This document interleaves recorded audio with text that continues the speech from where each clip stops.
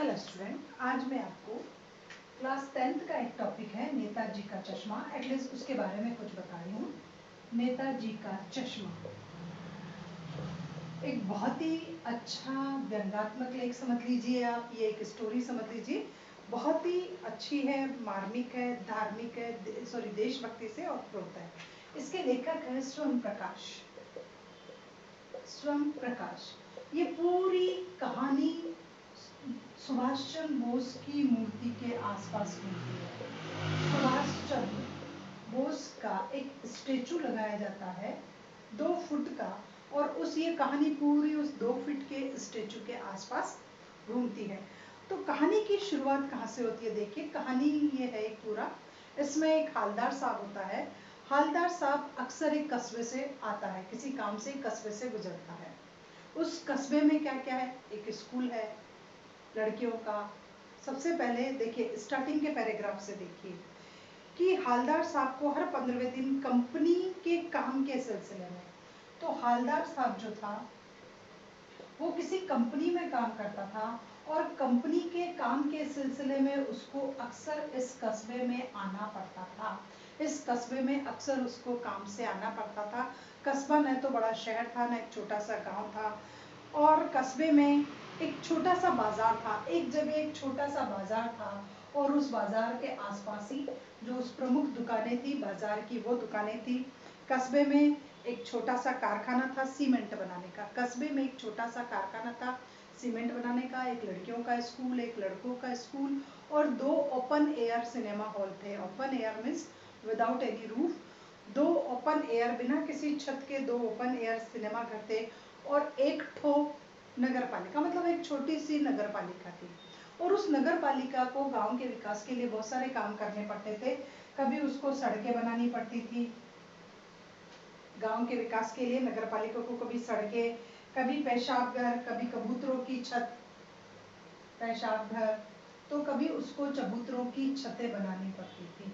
तो नगर पालिका को छोटे मोटे काम करने पड़ते थे। कभी एकाध कवि सम्मेलन। तो नगर पालिका क्या क्या काम करती थी? सबसे पहले सड़कें बनाने का, पेशाब घर बनाने का, और कबूतरों के लिए छत बनाने का। उसके अलावा एक आध कभी कभी कोई जो है कवि सम्मेलन करा देती थी। पर इस नगर पालिका में किसी उत्साही बोर्ड ने एक बार कुछ ऐसा बोर्ड आया जिसने सोचा कि सुभाष चंद्र बोस की प्रतिमा लगाई जाए। गांव की जो कस्बा है, उस कस्बे के चौराहे पर संगमरमर की एक प्रतिमा लगवाई, और ये सारी कहानी उसी के इर्द गिर्द घूमती है। पूरी बात का तो पता नहीं, लेकिन देश के अच्छे मूर्तिकारों की जानकारी नहीं होने के कारण, उस कस्बे के नगर पालिका के लोगों को देश में अच्छे मूर्तिकारों की जानकारी नहीं होने के कारण, और मूर्ति की सबसे पहले तो क्या बात नहीं थी, उनको देश में अच्छे मूर्तिकारों की जानकारी नहीं थी। देश के अच्छे मूर्तिकारों की जानकारी नहीं थी, पहली बात। दूसरा, उनके पास बजट बहुत कम था। तीसरा, समय भी बहुत कम था, क्योंकि अवधि बीतने वाली थी नगर पालिका की कार्यकारी की। तो उनके पास ज्यादा समय नहीं होने के कारण उन्होंने सोचा कि चिट्ठी पत्री में समय बर्बाद नहीं किया जाए, और किसी कस्बे के ही किसी लोकल कलाकार से मूर्ति बनवा ली जाए। अब मूर्ति क्यों बनवाएगी? सबसे पहले क्वेश्चन आता है, अच्छे कला मूर्तिकारों की जानकारी नहीं थी देश के। दूसरी बात, बजट बहुत कम था।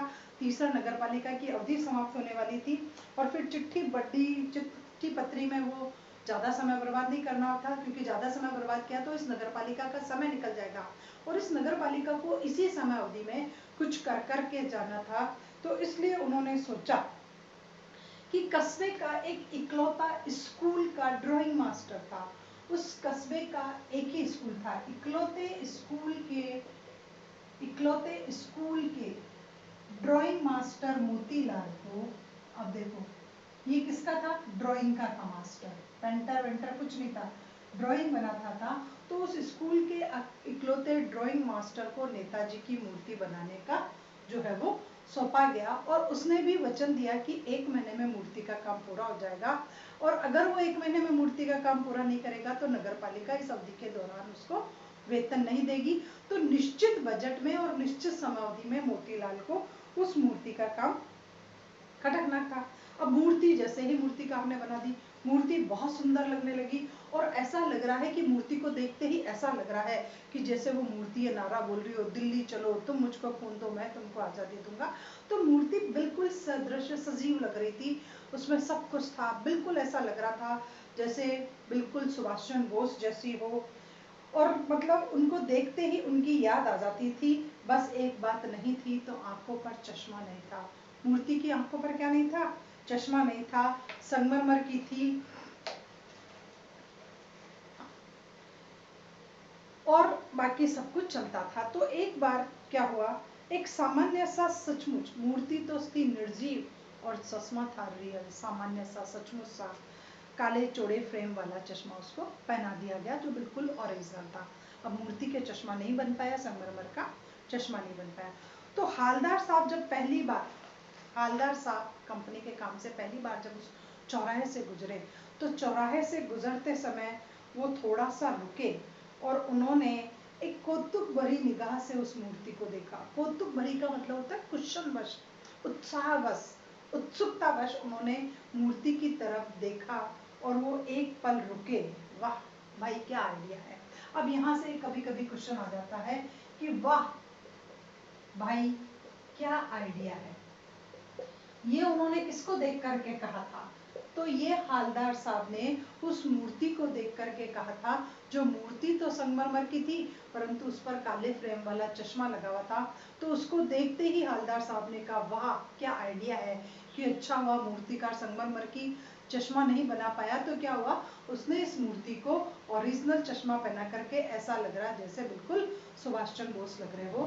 तो हालदार साहब ने उस पत्थर की मूर्ति को वो काले फ्रेम वाला चश्मा पहनते देखते हुए कहा वाह क्या आइडिया है। इट मीन्स वो ये कहना चाह रहे थे कि बहुत अच्छी बात है कि कम से कम किसी ने तो इस मूर्ति को अगर संगमरमर का नहीं तो ओरिजिनल चश्मा तो पहना दिया। और फिर एक मुस्कान सी फैल गई उनके चेहरे पर कि वाह क्या आइडिया है। और आइडिया भी ठीक है कि मूर्ति तो पत्थर की लेकिन चश्मा वास्तव का था। अब जीप कस्बा छोड़ करके आगे चली गई। जीप ने वो राउंड ले लिया, कस्बे को छोड़ दिया, आगे चली गई। लेकिन हालदार साहब फिर भी जीप में बैठे हुए उसी मूर्ति के बारे में सोचते रहे कि वह नागरिकों का प्रयास सराहनीय है। हालदार साहब ने क्या कहा? नागरिकों का प्रयास सराहनीय है। क्यों कहा? नागरिकों का प्रयास सराहनीय है, ऐसा इसलिए कहा। ये यहाँ से भी फिर क्वेश्चन आता है कि नागरिकों का प्रयास सराहनीय क्यों कहा?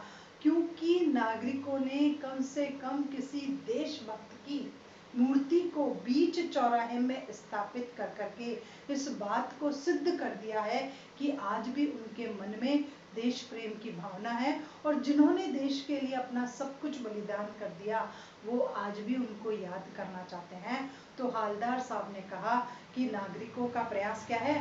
सराहनीय है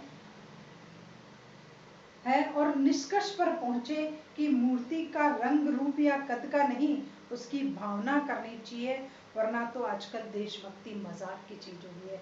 कि उन्होंने मूर्ति का कद काठी रूप नहीं देखा उन्होंने, क्योंकि वो बिल्कुल 2 फीट की थी मूर्ति, कद काठी रूप रंग नहीं देखा, बल्कि किसको देखा कि उनकी भावना को देखा कि कस्बे के लोगों की भावनाएं अच्छी थी कि उन्होंने कम से कम देशभक्ति की भावना का परिचय दिया। वरना तो आज क्या होते हैं, आजकल लोगों के लिए देशभक्ति की चीज भी मजाक की होती है। लोगों को अपने लिए समय नहीं है तो वो देशभक्ति को क्या समझेंगे और देशभक्तों की क्या कदर करेंगे। वो तो आजकल लोगों में मजाक की बात बन गई है कि वह साला मर गया होगा चीन से लड़ाई के समय या पाकिस्तान से लड़ाई के समय। तो ये बात होती है। दूसरी बार हालदार साहब वापस उधर से गुजरे, दोबारा वापस उनकी जीप ली तो उन्होंने वापस मूर्ति को देखा तो उन्हें मूर्ति में कुछ अंतर दिखाई दिया। अंतर क्या था? पहले वाले चश्मे में और अभी वाले चश्मे में अंतर था। पहले अलग टाइप का गोल फ्रेम, चौकोर फ्रेम, कुछ ऐसा चश्मा था, अभी वाला चश्मा गोल फ्रेम का चश्मा था। तो हालदार साहब का कौतुक और बढ़ गया। कौतुक में होता है उत्सुकता और ज्यादा बढ़ गई।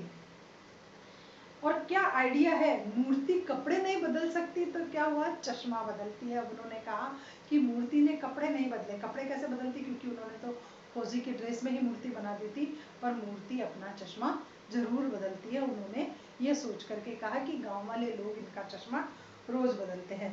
अब हालदार साहब की आदत सी पड़ गई, जब कभी भी उस चौराहे से गुजरते, घूमते फिरते मूर्ति को देखते, गौर से देखते, और एक बार कौतूहल हो उठा तो उन्होंने एक पान वाले से पूछ लिया। वहीं मूर्ति के पास में एक पान वाले की दुकान थी, जहाँ हालदार साहब अक्सर जाया करते थे और पान खाया करते थे। तो उन्होंने पान वाले से पूछ लिया कि तुम्हारे नेताजी का चश्मा हर बार कैसे बदल जाता है।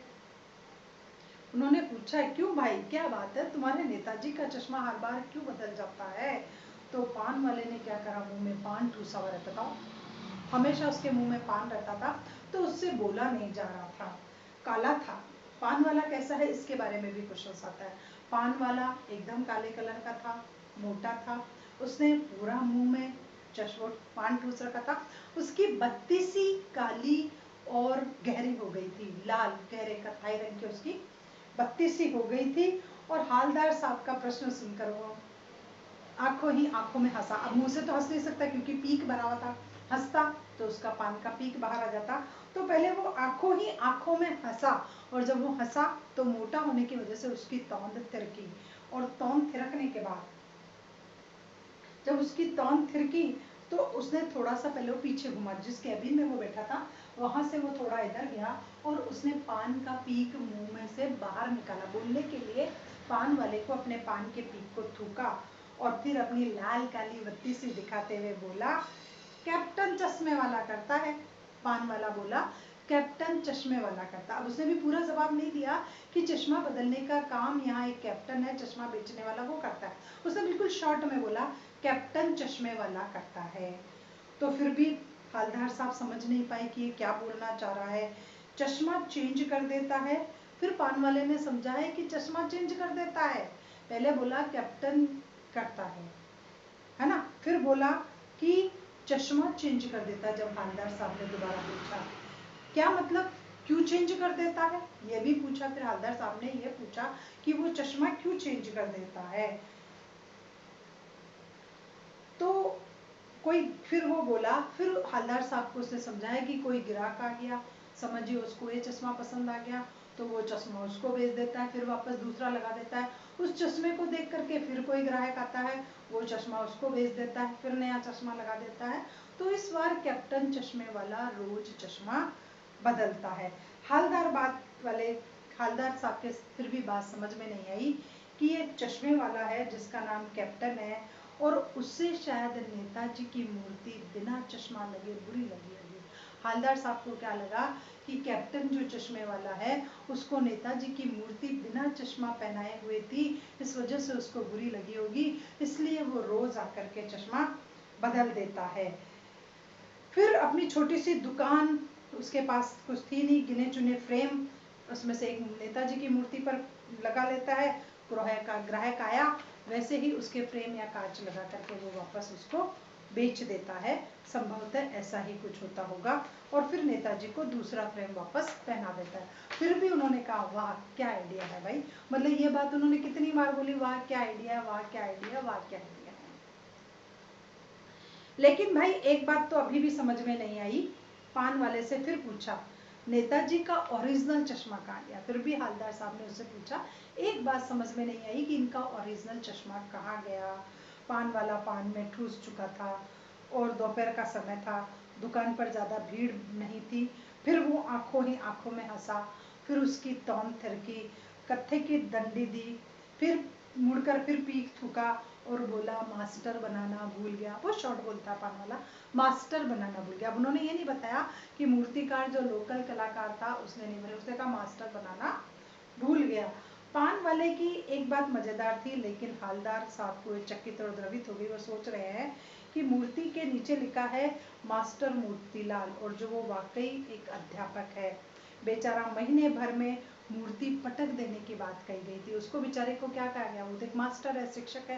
पुराने ज़माने में शिक्षकों के पास ज़्यादा पैसा नहीं होता था, इसलिए वो पैसा कमाने के लिए कुछ भी काम करने को तैयार हो जाते थे। तो हवलदार साहब को समझ में आ गई कि बेचारा शिक्षक गरीब है, उसके पास आय कमाने के लिए कुछ साधन नहीं होगा, और उसको जल्दबाजी में मूर्ति बनाने का जो है वो काम सौंपा गया था, इसलिए उसको महीने भर में ही मूर्ति बना करके देनी थी। अगर वो नहीं देता तो उसको उसकी मेहनत का भी पैसा पुराने ज़माने में नहीं दिया जाता था, इसलिए शायद उसने बना भी दिया होता, लेकिन पत्थर में पारदर्शी चश्मा कैसे लगाता। पत्थर था, पत्थर में फिर वो पारदर्शी कांच कैसे लगाता और चश्मा कैसे बनाना होगा। उसने कोशिश तो की होगी, उसने क्या किया होगा, कोशिश तो की होगी चश्मा बनाने की, लेकिन शायद वो असफल हो गया होगा। क्या होगा, वो असफल हो गया होगा और कुछ तय नहीं कर पाया होगा, चश्मा टूट गया होगा, पत्थर का चश्मा बनाया होगा। बहुत सी बातें उन्होंने सोच ली, इस वक्त उन्होंने बहुत सी बातें सोच ली। बनाया होगा, बेचारा गरीब था, कैसे ग्लास फिट करता, कांच कैसे फिट करता, डंडी टूट गई होगी, कुछ ना कुछ हुआ होगा, या फिर बनाकर फिट किया होगा तो वो निकल गया होगा। बहुत सी बातें उन्होंने सोची। अब हालदार साहब के बारे में और ज़्यादा हो गई, ख्यालों में खोते रहे और पान के पैसे चुकाकर और चश्मे वाले की देशभक्ति को नमन करते हुए वो निकल गए। पान वाले को उसने पैसे चुकाए, फिर चश्मे वाले की देशभक्ति को नमन किया कि कितना देशभक्त है जो रोज आकर के नेताजी की मूर्ति को चश्मा लगाता है। शायद वो नेताजी का साथी होगा या कोई देशभक्त होगा या नेताजी की आजाद हिंद फौज का कोई पूर्व सिपाही होगा।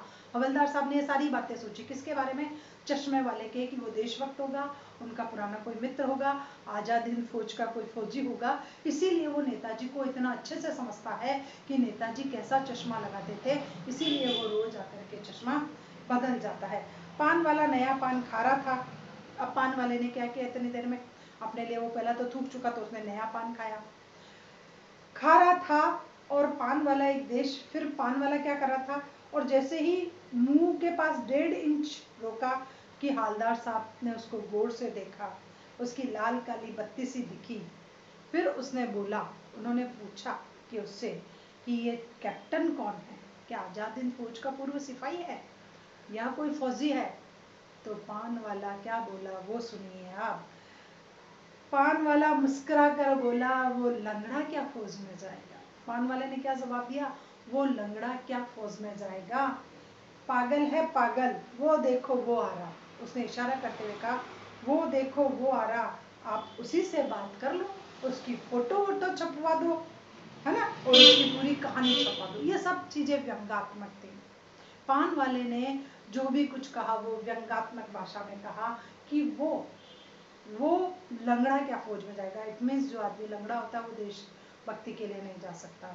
उसके बाद पागल है पागल, इट मीन्स देशभक्ति की भावना जो उसमें भरी हुई थी वो उसका पागलपन था। उसके बाद उसने क्या बोला, उसके लिए आप उसी से बात कर लो, इट मीन्स मैं उसके बारे में ज़्यादा बोलना नहीं चाहता हूँ और आप उसकी फोटो वोटो कुछ छपा दो। इसका मतलब एक ताना था कि उसको कोई नहीं जानता दुनिया में, अगर आप उसकी फोटो छपा दोगे तो उसको दुनिया जानने लग जाएगी। ये सारी बातें पान वाले ने व्यंग्यात्मक रूप में उस चश्मे वाले के लिए कही। हालदार साहब पान वाले को एक देशभक्त का इस तरह मजाक उड़ाया जाना पसंद नहीं आया। अब हालदार साहब को ये सारी बातें पसंद नहीं आई कि कोई एक देशभक्त का इस तरीके से मजाक उड़ाए, और उन्होंने देखा, फिर जैसे उन्होंने कहा ना वो आ रहा आप देख लो, तो उन्होंने देखा एक बूढ़ा मरियल सा हाथ में एक बांस का डंडा लिए जिसमें विभिन्न प्रकार के चश्मे टंगे हुए, और उसके बाद एक संदूकची जिसमें कुछ लिए हुए गांधी टोपी पहने हुए एक बूढ़ा मरियल सा आदमी आता है। अब गली से निकल करके आता है ना। अब एक बंद दुकान के सारे, बंद दुकान थी उसके सारे, वो अपने चश्मे के बांस को टाक देता है। फिर हालदार साहब चक्कर में पड़ गए, पूछना चाहते थे कि इसको कैप्टन क्यों कहते हैं और इसका वास्तविक नाम क्या है। उसने पान वाले से पूछा, लेकिन पान वाले ने साफ मना कर दिया कि वो किसी बात का जवाब नहीं देगा, क्योंकि उसके पास इन फिजूल बातों के लिए समय नहीं था। इट मीन्स किसी देशभक्त के बारे में बात करना पान वाले को अपना समय की बर्बादी लग रहा था, इसलिए उसने हालदार साहब को साफ मना कर दिया कि अब इस बारे में आप मुझसे कोई बात मत करना, आपको जो कुछ पूछना आप उसी से पूछ लो। अब यहाँ आपको पूरा चरित्र चित्रण किया गया है चश्मे वाले का कि वो कैसा था, बूढ़ा मरियल, गांधी टोपी पहने, हाथ में एक संदूकची लिए हुए, ये सारी कैरेक्टरिस्टिक्स आपको ध्यान में रखनी है। हालदार साहब जीप में बैठकर चले गए। 2 साल तक हालदार साहब ऐसे ही आते रहे, गाँव में जाते रहे, रोज चश्मा बदल दिया, जब भी वो आते चश्मा बदला हुआ मिलता और हालदार साहब भी अपना काम चलते, कभी काला, कभी गोरा, कभी धूप का, कभी अलग अलग तरीके के फ्रेम के चश्मे वहाँ पर चढ़ते गए। फिर एक बार ऐसा हुआ कि मूर्ति पर कोई चश्मा नहीं था। एक बार ऐसा हुआ कि मूर्ति पर कोई चश्मा नहीं था, कैसा भी चश्मा नहीं था। उस दिन पान की दुकान भी बंद थी और बाजार की सारी दुकानें बंद थी। इट मीन्स पूरा सन्नाटा था उस दिन बाजार में। क्या हुआ होगा ये आपको सोचना है कि उस दिन ऐसा उस कस्बे में क्या हुआ कि पान की दुकान बंद, मूर्ति पर चश्मा नहीं और दुकान की सारी बातें बंद। फिर अगली बार फिर आए, मूर्ति की आंखों पर चश्मा नहीं था। हालदार साहब उस दिन निकल गए क्योंकि कोई जवाब देने वाला ही नहीं था। वो फिर मूर्ति पर चश्मा नहीं था। हालदार साहब ने पान भी खाया और धीरे से पान वाले से पूछा, क्यों भाई, क्या बात है, आज नेताजी की आंखों में चश्मा नहीं है। ये बात हालदार साहब ने पान वाले से पूछी। अब देखिए आप उसी पान वाले को जिसने उसका व्यंग उठाया था, पान वाला बिल्कुल उदास हो गया। फिर पान को नीचे थूका, फिर अपनी आंखों से गिरते हुए आंसू को पोंछकर बोला, साहब कैप्टन मर गया। वो भी देखो पान वाला फिर शॉर्ट में बोला, साहब कैप्टन मर गया। और कुछ नहीं पूछ पाए हालदार साहब, चुपचाप खड़े रहे, पान के पैसे दिए, जेब में आकर बैठे और फिर चुपचाप निकल गए। बार बार सोचते रहे।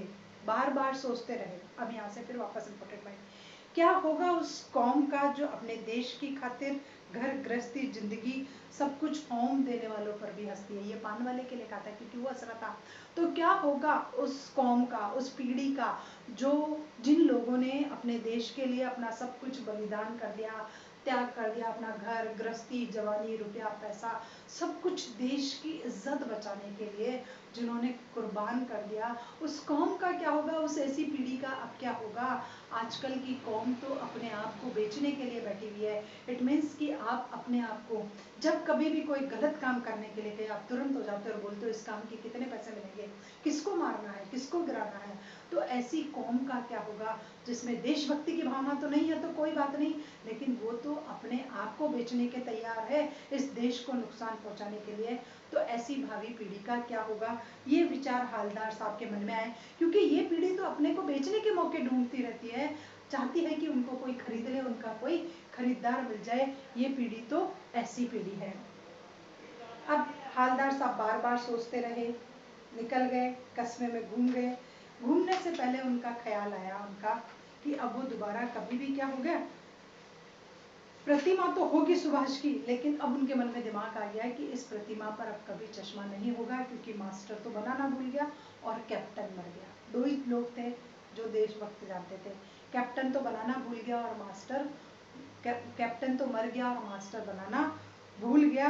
अब वो आज के बाद यहाँ नहीं रुकेंगे, ना कभी पान खाएंगे, ना कभी कुछ करेंगे, आएंगे जाएंगे और चुपचाप निकल जाएंगे, ऐसा हालदार साहब ने सोचा।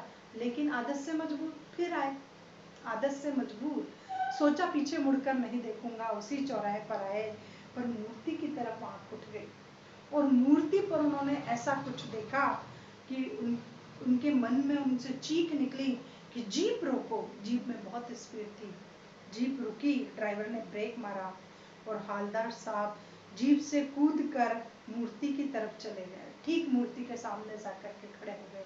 हालदार साहब ने क्या क्या किया वो देखने की बातें हैं।